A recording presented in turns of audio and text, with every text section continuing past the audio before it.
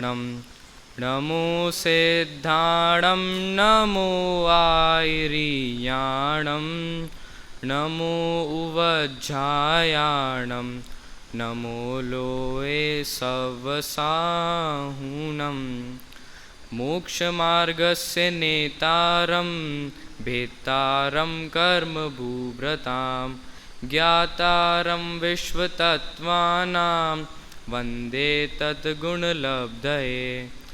इस भवतरु का मूल एक जानहु मिथ्या भाव, ताको करी पिछान अब पाऊँ सकल कल्याण, पाऊँ सकल कल्याण। जब भी सुख की बात आती है तभी एक बार में ही कह दिया जाता है कि सुख संसार में तो है ही नहीं, मोक्ष में ही है। और मोक्ष में है, साथ ही जो उसको प्राप्त करने का रास्ता है, मोक्ष मार्ग है, उसमें है। और यह भी कह दिया जाता है कि जो मोक्ष में है वो तो सुखी है ही, और जो साथ में मोक्ष मार्ग में है वह भी सुखी ही है। अब हमें भी सुख चाहिए ही है, सुख सभी को चाहिए। जितने भी हमारे कार्य होते हैं, सारे काम हमारे इसी की खोज में, इसी की प्राप्ति में होते हैं, यही हमारा प्रयोजन होता है। तो वास्तव में कहाँ पर है? मोक्ष में और मोक्ष के मार्ग में। यह बात 6 डाला से हमें रटवाई जा रही है, हमें बताई जा रही है 6 डाला ग्रंथ से ही। तो फिर अब हमें उसकी प्राप्ति करनी है, तो उसका मोक्ष मार्ग भी पता होना हमें ज़रूरी है। तो फिर 6 डाला की तीसरी ढाल के प्रथम छंद में ही कह दिया, सम्यक दर्शन ज्ञान चरण शिव मगधु विद विचारो, जो सत्यार्थ रूप सो निश्चित कारण सो व्यवहारो। यानी जो सम्यक दर्शन, सम्यक ज्ञान और सम्यक चारित्र है, इनको ही शिवमग पहचानो, निश्चय से इनको ही शिवमग जानो, और इनके जो कारण हुए उनको व्यवहार से मोक्ष मार्ग जानो। ऐसा कह दिया उन्होंने। अब सबसे बड़ी समस्या यहीं से चालू हो गई। लोगों को क्या करने लगने लगा कि मोक्ष मार्ग 2 बता दिए, निश्चय से कि जो रत्नत्रय हैं उनको पालन कर लो, निश्चय मोक्ष मार्ग, निश्चय से मोक्ष प्राप्ति हो जाएगी। और जो उनके कारण है, जो अपनी बाह्य क्रिया होती है, 28 मूल गुण का पालन होता है, उनको फॉलो कर लो, उनका पालन कर लो, तो फिर व्यवहार से मोक्ष हो जाएगा। अब गीता में 2 प्रकार के मोक्ष बताए हैं, पहला ज्ञान और दूसरा भक्ति। जिसने पूर्ण ज्ञान प्राप्त कर लिया उसको मोक्ष, और जिसने अच्छी से भक्ति कर ली, अपना चित्त लगा के भक्ति कर ली, उसको मोक्ष हो गया। परंतु जैन धर्म में 2 प्रकार के मोक्ष की चर्चा नहीं है। जैन धर्म में मोक्ष और मोक्ष का मार्ग एक ही बताया है, जो हम सबको पता है, तत्वार सूत्र का पहला सूत्र, सम्यक दर्शन ज्ञान चारित्राणि मोक्ष मार्ग। 3 नहीं, सम्यक दर्शन, सम्यक ज्ञान, सम्यक चारित्र, ये 3 नहीं, इनकी एकता, इनका एक रूपता, वही एक मोक्ष है, वही एक मोक्ष का मार्ग है। ऐसा कह दिया। फिर प्रश्न ये उठता है कि जब इतना ही सरल था तो फिर ऐसे निश्चय व्यवहार भेद करने की क्या ज़रूरत थी? अब ये निश्चय व्यवहार है क्या? तो कहा कि जिनागम में, जैन धर्म में, जिनवाणी में जितनी भी बात आई है, एक पंक्ति से लेकर पूरा ग्रंथ, सब में नए की अपेक्षानुसार बात की गई है। अब भला ये नए क्या है? केवल जैन धर्म ही ऐसा धर्म है जिसमें नए, स्यादवाद और अनेकांतवाद है, जो जैन धर्म की, जैन दर्शन की एक बहुत बड़ी शक्ति है, जो कहता है कि कुछ भी वस्तु सर्वथा नहीं होती, कुछ भी वस्तु गलत सर्वथा नहीं होती, कुछ भी वस्तु सही सर्वथा नहीं होती। ऐसा मात्र जैन दर्शन कहता है। नए क्या होता है? तो परिभाषा आती है वक्तु अभिप्रायः नयः, यानी जो वक्ता है उसका जो अभिप्राय है, उसकी जो कहने की विवक्षा है, अपेक्षा है, उसको नए कहा जाता है। साथ ही ज्ञातु अभिप्रायः नया, जो जानने वाला है, जो हम जान रहे हैं, हम कुछ भी पढ़ कर समझ रहे हैं, उसकी जो अपेक्षा जान रहे हैं, उसको हम किस बात से जान रहे हैं, उसको भी नए कहा गया। स्यादवाद के कथन करना, ये ही सच्चा कथन है। अगर हम कोई भी चीज़ सर्वथा मान ले तो संसार में कुछ भी चीज़ बचेगी ही नहीं। कह दिया जाएगा कि सारी वस्तु सत्य है तो सब सत्य ही है, किसी का मरण नहीं होगा, ऐसा मान लिया जाएगा। इसलिए नए को पढ़ना, नए को जानना बहुत ज़रूरी है। अब यहाँ पर बात आ रही है दो मुख्य नय की, निश्चय नय, व्यवहार नय। वरना वैसे नए नए का जो विषय है, नए का जो दृष्टि है वो अनेक प्रकार से हो सकती है। जैसे कोई यहाँ बैठा है तो मेरे को इस तरफ से देख रहा है, इधर के बैठे हुए इधर से देख रहे हैं, सामने के बैठे हुए सामने से देख रहे हैं, तो अलग अलग दृष्टिकोण से देख रहे हैं, तो ये असंख्यात हो सकते हैं। परंतु मुख्यतः इन्हें दो में विभाजित किया है, निश्चय और व्यवहार। दृष्टिकोण को समझाने के लिए एक उदाहरण बड़ा प्रचलित है।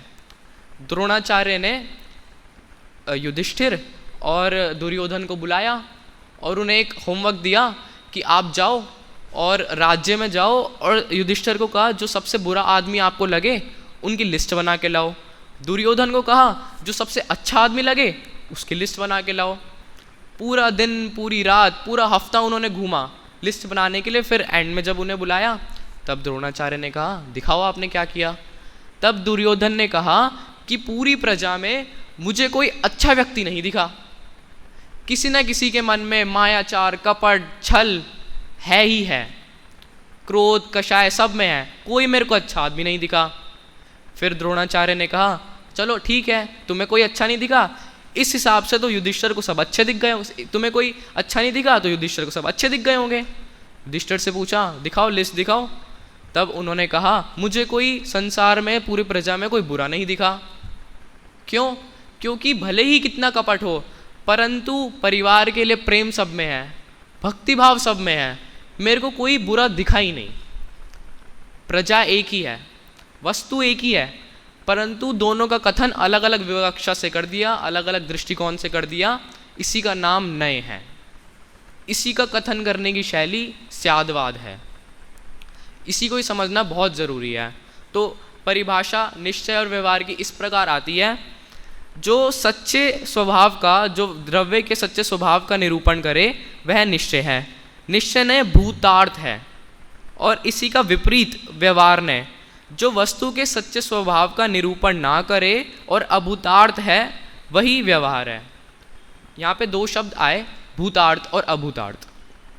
भूतार्थ, इसमें भू धातु है, भू अर्थात होना, सत्ता अर्थ में धातु प्रयोग होती है। सत्ता यानी अस्तित्व, यानी जो निश्चय है वो अस्तित्व को बताता है और जो व्यवहार है वो असत्ता को बताता है। अब मेरा यहाँ प्रश्न है कि अगर कोई वस्तु की सत्ता ही नहीं है, असत्ता है, तो व्यवहार उसका कथन कैसे करेगा? यदि सत्ता ही नहीं है तो व्यवहार से उसका कथन भी कैसे किया जाएगा? तो इसमें उदाहरण आता है घी का घड़ा। जैसे मिट्टी का घड़ा, उसके अंदर यदि घी भर दिया जाए, ये उस ज़माने का उदाहरण है जब मिट्टी के घड़े में घी रखा जाता था, अब तो नहीं, परंतु घी का, मिट्टी का घड़ा जिसके अंदर घी रखा जाए उसको हम क्या कहते हैं कि जाओ घी का घड़ा ले आओ। आज के उदाहरण से देखते हैं, डिब्बे में चीनी भरी है तो हम क्या कहेंगे, जाओ वो चीनी वाला डिब्बा है ना वो ले आओ। तो क्या वो डिब्बा चीनी से बना है? नहीं। अब जब चीनी उसमें ख़त्म हो जाए, थोड़े दिनों बाद वो डब्बा खाली तो छूटेगा नहीं, उसमें कुछ और डाल देंगे, नमकीन डाल दी, नमक डाल दिया, तब क्या बोलेंगे कि जाओ वो नमक का डिब्बा ले आओ।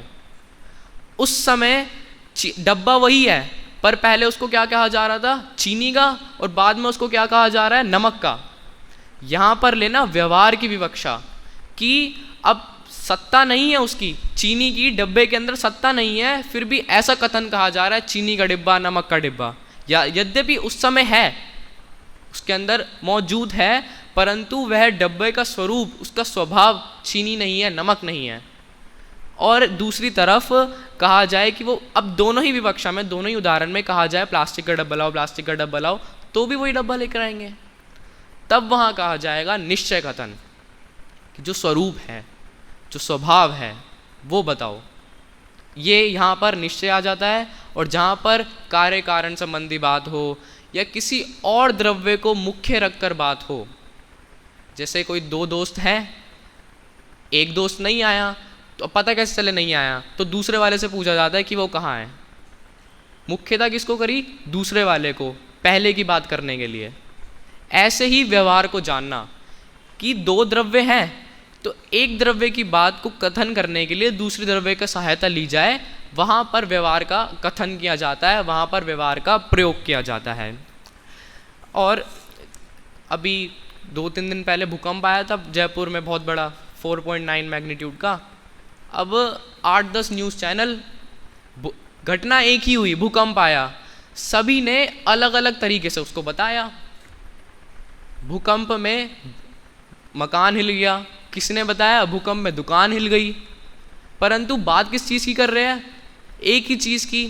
तो यहाँ पर कहने का अर्थ ये है कि नए निश्चय व्यवहार ये कोई वस्तु नहीं है, ये कोई क्रिया विशेष नहीं है, ये तो मात्र कथन की शैली है, कथन करने का तरीका है। अपने जो वचन है उनमें एक अशक्ति कह सकते हैं कि एक चीज़ में बहुत सारी चीज़ें हैं। जैसे नींबू, यदि मैं पूछूं वो कैसा है, तो कोई कहेगा पीला है, कोई कहेगा खट्टा है, कोई कहेगा गोल है।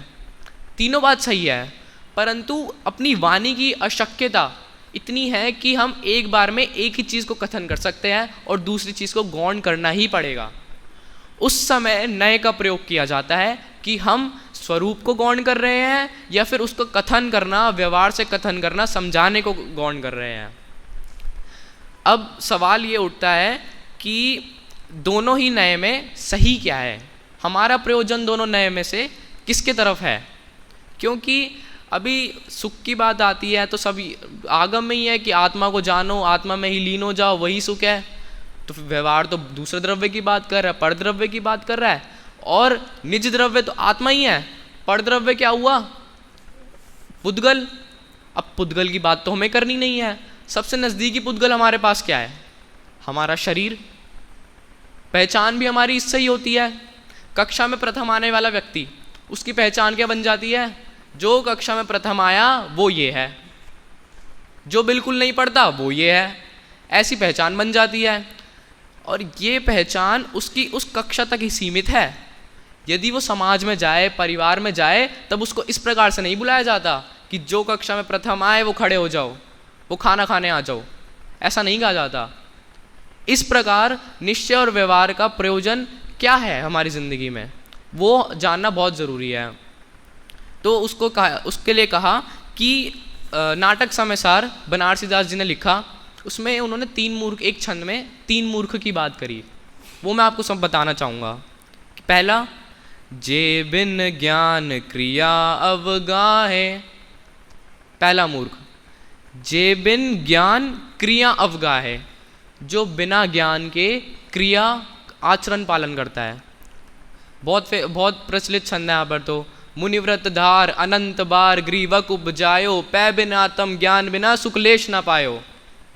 अनंत बार मुनिव्रत धारण किया, अनंत बार आचरण का पालन किया, ऐसा आचरण कि कोई खाल खींचकर उसके अंदर मिर्च डाल दे फिर भी आग का कतरा लाल ना हो, ऐसा आचरण पालन किया, फिर भी बिना आत्मज्ञान के सुख नहीं पाया। यहाँ क्या लेना कि निश्चय नहीं था, यहाँ पर निश्चय नए नहीं समझा। पहला मूर्ख, जे बिन ज्ञान क्रिया अवगाहे। दूसरा, जो बिन क्रिया मोक्ष पद चाहे, कि भाई बिना क्रिया के जो मोक्ष पद चाहता है, बिना क्रिया करे, कि भाई बैठ जाओ यहाँ पर शांति से, क्रिया तो मैटर ही नहीं करती। कहा है ना, परिणामों का फल होता है, भावों का फल होता है, क्रिया का फल नहीं होता। ये यहाँ पर व्यवहाराभासी की बात करी है। क्रिया नहीं करनी, कुछ भी क्रिया कर लो, हिंसा आदि का पालन कर लो, आखिरी में बैठकर स्वाध्याय ध्यान लगा लो, आत्मा का चिंतन कर लो, मेरे को मोक्ष हो जाएगा। 5 सप्त व्यसन का पालन करो, 4 कषाय अपने अंदर रखो, पर एंड में क्या करना है, बस आत्मा का ध्यान लगाना है तो मेरे को मोक्ष हो जाएगा। ऐसी बात करी दूसरे मूर्ख की, व्यवहाराभासी की। पहला क्या, जो बिन ज्ञान क्रिया अवगाहे, जो बिन क्रिया मोक्ष पद चाहे। अब तीसरा की बात करते हैं, जो बिन मोक्ष कहे मैं सुखिया। जो बिन मोक्ष कहे मैं सुखिया, यहाँ पर ना तो निश्चय से स्वरूप समझा, ना व्यवहार से कथन किया। निश्चय से संसार का स्वरूप क्या है, दुख। अब क्या कह रहा है, जो बिन मोक्ष कहे मैं सुखिया, संसार में रहकर बिना मोक्ष में जाए कह रहा है मैं सुखी हूँ। निश्चय तो पहचाना नहीं, साथ में व्यवहार क्या नहीं पहचाना कि है तो तू दुखी, कर्म तेरे अंदर है, फिर भी तू खुद को सुखी कह रहा है। यहाँ पर निश्चयाभासी और व्यवहाराभासी दोनों की बात करी, यानी उभयाभासी। जो बिन ज्ञान क्रिया अवगाहे, जो बिन क्रिया मोक्ष पद चाहे, जो बिन मोक्ष कहे मैं सुखिया, सो अजान मूढ़नी मुखिया। ये तीन कैसे है? मूढ़नी यानी मूर्खों में भी मुखिया, मूर्खों के बादशाह, उनके भी सरताज। ऐसा कहा जो नए को नहीं समझता। इतने ज़रूरी है नए समझना। वास्तव में समय सार जैसा आध्यात्मिक ग्रंथ कितना बढ़िया है। ऐसा ग्रंथ जिसमें पढ़ने से सम्यक दर्शन हो जाए। कहा है कि यदि अपेक्षा ना समझे, नए ना समझे, तो यह ग्रंथ भी मिथ्यात्व का पोषक हो सकता है, मिथ्यात्व को फैला सकता है, हिंसा आदि में प्रवृत्ति करा सकता है, पाप फैला सकता है। कैसे? मैं तो आत्मा हूँ, अमर हूँ, कोई मार नहीं सकता, कोई नष्ट नहीं कर सकता, मैं किसी का कर्ता नहीं हूँ, ऐसा कहा है। किसी ने इस पक्ष को ग्रहण कर लिया, मैं भी आत्मा, तुम भी आत्मा, चलो लड़ते हैं।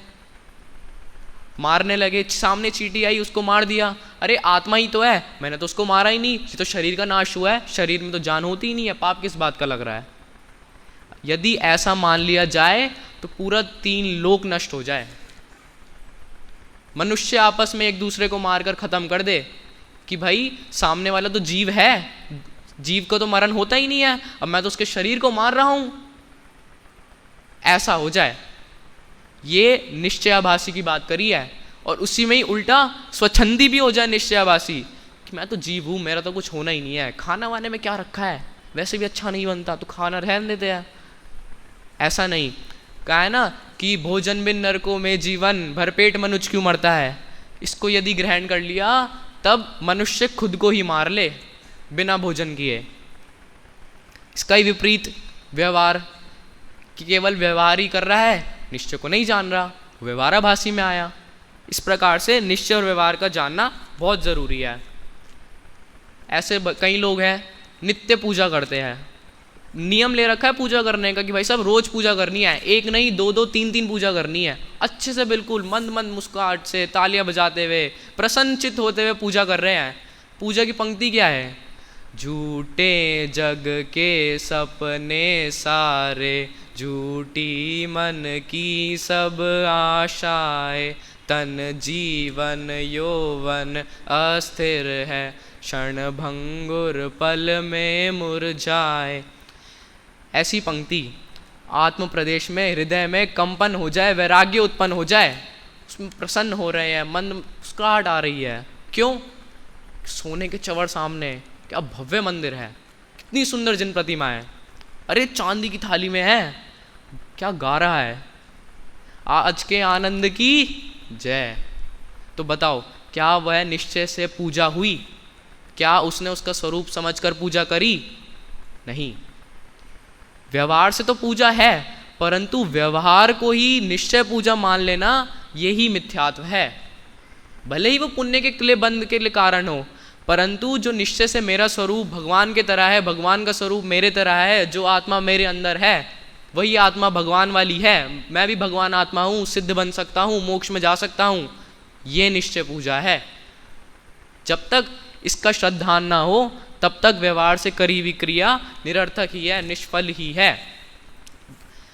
पंडित यानी जो शास्त्र अभ्यास पढ़ा हो, व्याकरण आदि का ज्ञाता हो, उसको तो पंडित कहा जाएगा।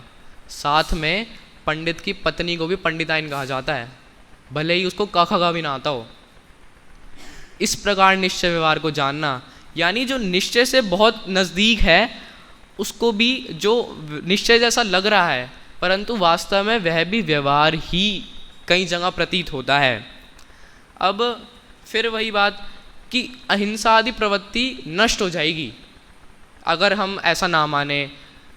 और सारी बात यहीं आकर ख़त्म नहीं होती, ये भी बात आ जाती है कि हम निश्चय और व्यवहार में से जब दोनों ही मुख्य है, या फिर व्यवहार की प्रवृत्ति नहीं करनी चाहिए, निश्चय की करनी चाहिए, या फिर निश्चय की नहीं करनी चाहिए, व्यवहार की करनी चाहिए, ऐसी स्थिति में हम कथन कैसे समझे? जो जिन वाणी में कथन आया है उसको हम कैसे समझे?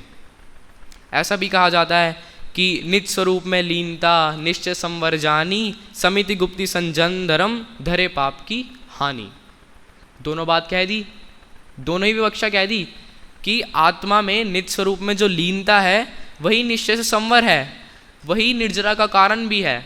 परंतु जो बाह्य में उसी के अनुसार निज स्वरूप में लीनता के साथ साथ जो बाहर में समिति, गुप्ती और जो संयम का जो धर्म है वो हम पालन कर रहे हैं, वह भी पाप की हानि में ही उतना ही निमित्त है जितना आत्मा में लीनता। यानी दोनों ही पक्ष को, दोनों ही नए को साथ में ग्रहण करते हुए चलना। परंतु ग्रहण कैसे करना? ऐसा ग्रहण करना कि निश्चय तो स्वरूप है, इसको स्वरूप रूप ही जान लो, इसको सत्य ही जान लो, परंतु व्यवहार वह स्वरूप नहीं है, परंतु निमित्त की अपेक्षा ऐसा कहा गया है, इसको ऐसे जान लो। आज बहुत अच्छे कपड़े पहने हैं, किसी ने तारीफ कर दी कपड़ों की, उसको क्या समझ लेते हैं? मेरी तारीफ हो गई। यहाँ पर निश्चय और व्यवहार का कथन नहीं समझा, यहाँ पर अपने आप से परद्रव्य को भिन्न नहीं समझा, यहाँ पर इसलिए मिथ्यात्व का पोषण हुआ, इसलिए मिथ्यात्व फैला। और इसी से बचने के लिए दोनों पक्ष का, दोनों न्याय का अच्छे से स्वाध्याय, नियम वो पता होना चाहिए, स्वरूप पता होना चाहिए। एक परिभाषा और आती है, सकला देश प्रमाण विकल देश नय। यानी जो संपूर्ण को ग्रहण करे प्रमाण और जो एक देश को ग्रहण करे वो नय। एक देश को ग्रहण कर रहा है पर वो एक देश सकल में ही है, उसके स्वरूप में ही है, उसके साथ ही है, इसको ऐसे जानना। और फिर 27वीं गाथा समय सार की, उसमें ऐसा कहा, देह चेतन एक है, यह वचन है व्यवहार का, ये एक हो सकते नहीं, यह वचन है परमार्थ का। दोनों नए की बात कर दी। देह और चेतन एक नहीं हो सकते, दिख तो रहे हैं एक, चींटी का जीव जो आगे चल रहा है वो दिख तो रहा है कि शरीर एक, आत्मा एक, परंतु निश्चय से वो एक नहीं है। ये एक हो सकते नहीं, ये कथन किसका? निश्चय का। और ये एक नहीं है, ये कथन किसका? व्यवहार का। शरीर का गुण स्पर्श रस गंध वर्ण वो अलग है, और जीव के गुण ज्ञान दर्शन चारित्र वो अलग है। दोनों की सत्ता भिन्न है, परंतु दोनों साथ में भी है, ऐसा जानना। दादा इसको समझाने के लिए एक बहुत अच्छा उदाहरण देते हैं कि एक घुड़सवार था, यात्रा करके आया तो उसके घोड़े को बहुत ज़्यादा प्यास लग रही थी। अब वो किसी गांव में पहुंचा, छोटे से गांव में, वहाँ पे कुआं था, तो कुएं से पानी निकाल रहा था, तो वो रहट यानी एक मोटर जैसी होती है, उसमें से आवाज़ आती है, वही पानी निकालने में सहायक होती है। तो जब वो रहट चालू हो, उसमें से आवाज़ भी आ रही है, जिस आवाज़ के शोर के कारण घोड़ा पानी नहीं पी रहा। अब बिना रहट चालू किए पानी भी नहीं आएगा, यानी रहट का चालू होना भी ज़रूरी है, साथ में आवाज़ का आना भी ज़रूरी है, तभी उसमें से पानी आएगा। अब घोड़े को क्या करना है कि उसको आवाज़ तो आएगी, रहट चालू भी होगी और उसी समय उसको पानी पीना है। ऐसा ही निश्चय और व्यवहार को ग्रहण करना कि निश्चय और व्यवहार भले ही आपको एक ही द्रव्य में मिल रहे हैं, एक ही वस्तु में मिल रहे हैं, एक ही क्रिया में मिल रहे हैं, परंतु सबकी सत्ता, सबकी अपेक्षाएं, सबका कथन अलग अलग है। और यदि व्यवहार को ना माने तो कोई भी व्रत संयम आदि कोई पालन ही न करे। 10 लक्षण धर्म में कोई भी व्रत संयम का पालन न करे, सुबह कोई प्रक्षाल न करे, कोई पूजा न करे, यदि व्यवहार को मना कर दिया जाए। और यदि निश्चय को मना कर दिया जाए तो मात्र इसमें ही धर्म है ऐसा मान लिया जाएगा, जो कि वो भी गलत है। दोनों ही अब बात गलत है, यानी किसी एक को हम सर्वथा गलत नहीं कह सकते, किसी एक को हम सर्वथा सही भी नहीं कह सकते। अब फिर वही छठी गाथा में ऐसा कहा है कि आत्मा दर्शन ज्ञान चारित्र इनसे भी भिन्न, निश्चय से छठी गाथा में ऐसा कहा कि आत्मा दर्शन ज्ञान चारित्र से भी भिन्न है। उसको किस अपेक्षा लेना कि भेद और अभेदी के गुण है स्वभाव में, कि आत्मा के गुण के भेद कर दिए, इसलिए दर्शन ज्ञान चारित्र आया उसमें, ऐसे कथन करने में कह दिया, परंतु वास्तव में दर्शन ज्ञान चारित्र आत्मा से कोई अलग गुण नहीं है। जहाँ पर गुण गुणी का भेद ना हो, वही दशा मोक्ष की दशा है, वही दशा सिद्ध दशा है। परंतु कहने में, कथन करने में ऐसा कहा जाता है कि लक्षण बताने में कि आत्मा दर्शन ज्ञान स्वभावी है। यहाँ पर भी स्वभावी आया, और सबसे पहले क्या परिभाषा पड़ी थी? जो द्रव्य के स्वभाव को बताए, जो द्रव्य के स्वरूप को बताए, वही निश्चय कथन है। अब फिर ऐसी बात आती है कि अगर हमने निश्चय और व्यवहार दोनों को समान रूप से जान लिया तो फिर उसको जब मोक्ष में जाएंगे तब तो व्यवहार होता ही नहीं है, आचरण आदि पालन होता नहीं है, फिर हम उस समय क्या करें?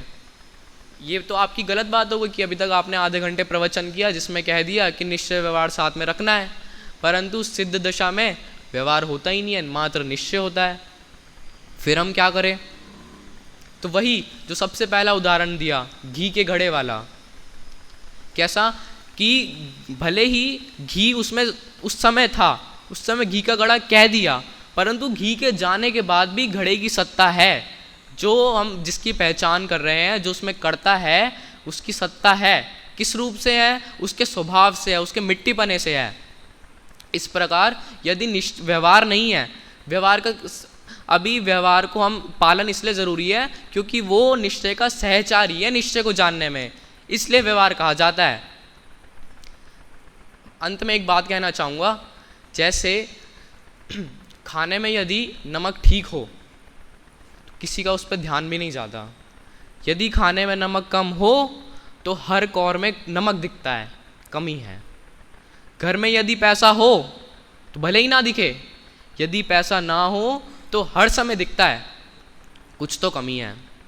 उसी प्रकार अनादिकाल से इस शरीर में आत्मा है तो उसको नहीं दिख रहा, और जिस दिन ये आत्मा चली जाए उस दिन सबको दिखने लगती है, उस दिन सबको नजर आने लगती है कि कुछ तो कमी है, कि कुछ तो नहीं नजर आ रहा। अतः इस प्रकार हमने निश्चय और व्यवहार का स्वरूप जाना। ये दोनों ही कथन करने की शैली है, कोई क्रिया विशेष नहीं है, कोई वस्तु विशेष नहीं है, परंतु मोक्ष में दोनों ही सहचारी है, मोक्ष में दोनों ही उपयोगी है। इस तरह इनका ग्रहण करना और सर्वथा निश्चय का या सर्वथा व्यवहार का ही ग्रहण ना करके दोनों की अपेक्षाओं को समझना, तभी निर्णय लेना, तभी जो शास्त्र में बात आई है उसको समझना। और ऐसा कहा भी जाता है कि जो सामने श्रोता है, जो सामने और जो वक्ता है, तो वक्ता को श्रोता की शैली में समझाना चाहिए, श्रोता के भाव में समझाना चाहिए।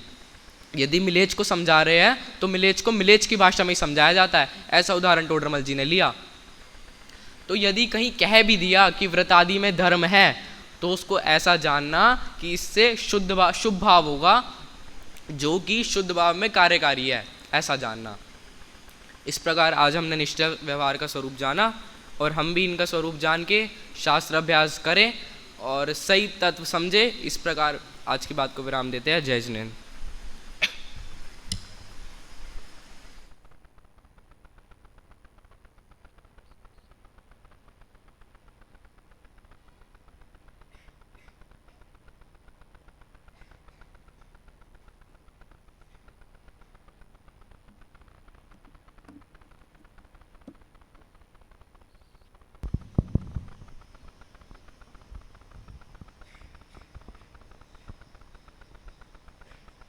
शास्त्री प्रथम वर्ष के विद्यार्थियों के प्रवचन के क्रम में सामयिक जैन दिल्ली, इनका प्रवचन हम सभी सुन रहे थे।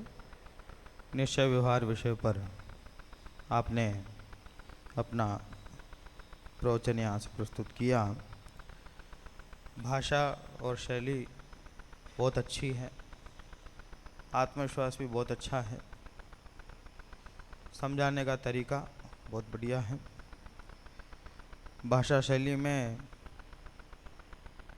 जितनी परिपक्वता चाहिए वो पूरी है, परंतु विषय इतना सरल होने पर भी विषय की तैयारी में और गहराई अपेक्षित थी। निश्चय व्यवहार के संदर्भ में अलग अलग जगह जितनी बातें मिली हों उन्हें एकत्रित करके उसको प्रस्तुत कर दिया हो। ऐसा कोई विषय हम लें तो ये क्रम से आगे बढ़ना चाहिए, उसका परिचय, उसका प्रयोग, उसके क्या कहना चाहिए, हानि लाभ प्रयोजन, इस तरह एक तरह से क्रम से बढ़ना चाहिए। पहली बात से ही आपने उदाहरण देना प्रारंभ कर दिया कि निश्चय ऐसा है, व्यवहार ऐसा है। पहले परिभाषाओं में समझें उसको क्या है, उनका स्वरूप क्या है, फिर उसके बाद प्रयोग विधि समझाएं, फिर उदाहरण देना शुरू करें तो एकदम प्रारंभ से ही उदाहरण देना शुरू कर दी। पहले इसलिए क्रम से विषय को आगे बढ़ाना चाहिए।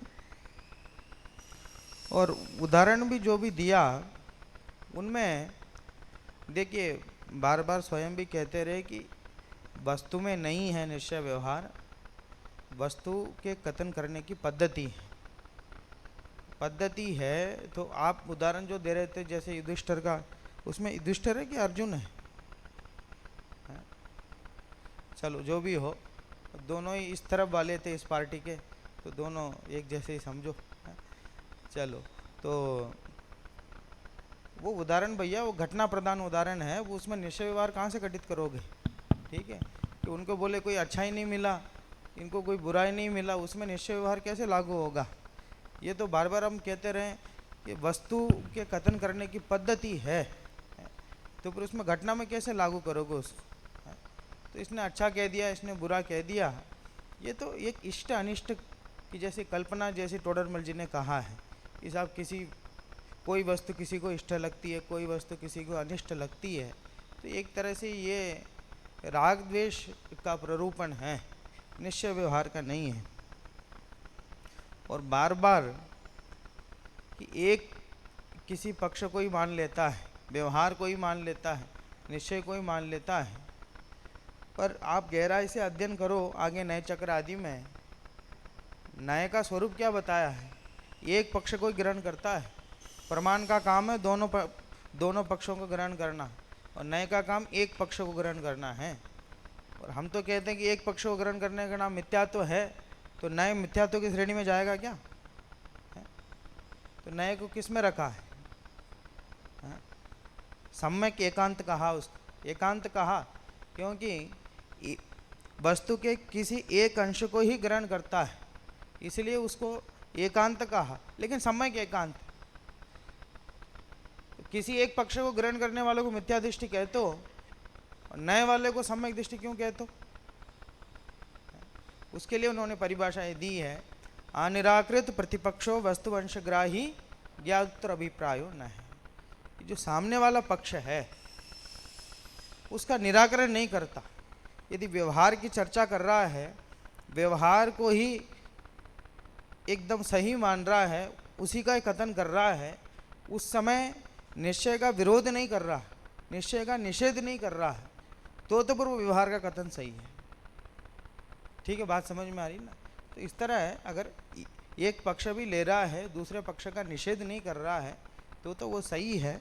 तो सर्वथा वो एकांत भी गलत नहीं है, उसमें भी इस प्रकार की चर्चा है। थोड़ा आप उसमें गहराई में समझते हैं तो ये चर्चा और हो सकती थी उसमें। एक देखिए सर्वथा, सर्वदा, सर्वत्र, ये सब शब्द है नए चक्र में, इनके अलग अलग अर्थ बताए गए। द्रव्य क्षेत्र काल भाव से चारों प्रकार से जब कहे तो सर्वथा, सर्वदा जो शब्द है वो केवल काल के लिए प्रयोग होता है, और सर्वत्र शब्द है वो क्षेत्र के लिए प्रयोग होता है। ठीक है, तो इस तरह कि प्रारंभ में सर्वथा सर्वदा इनका बार बार प्रयोग हो रहा था, और दोनों को एक ही अर्थ में प्रयोग हो रहा था, तो उसको भी देख करके उसमें आप कर सकते थे। बाकी उदाहरण समझाने की पद्धति, शैली, वो सब बहुत अच्छी है। विषय पर और मेहनत करें। निश्चय व्यवहार में भी जो आप वहाँ से वेतरा विज्ञान से भी लेते हैं, जो सामान्य विषय आया, उसका स्वरूप आया, उतना ही समझा करके, अधिक उदाहरणों की आवश्यकता नहीं है। सामान्य स्वरूप पर बल देवें तो कोई भी एक ले लें, इस प्रकार से क्रम से बढ़ें, पहले उसका स्वरूप क्या आया है उसी प्रकार से बढ़ोगे तो बहुत अच्छा उसमें हो सकेगा। शैली के साथ, विषय के साथ भी हम न्याय कर सकेंगे। ऐसे विषय की गहरी तैयारी करके विशिष्ट विद्वान बने, ऐसी मंगल भावना बांटता हूँ। और अभी इसको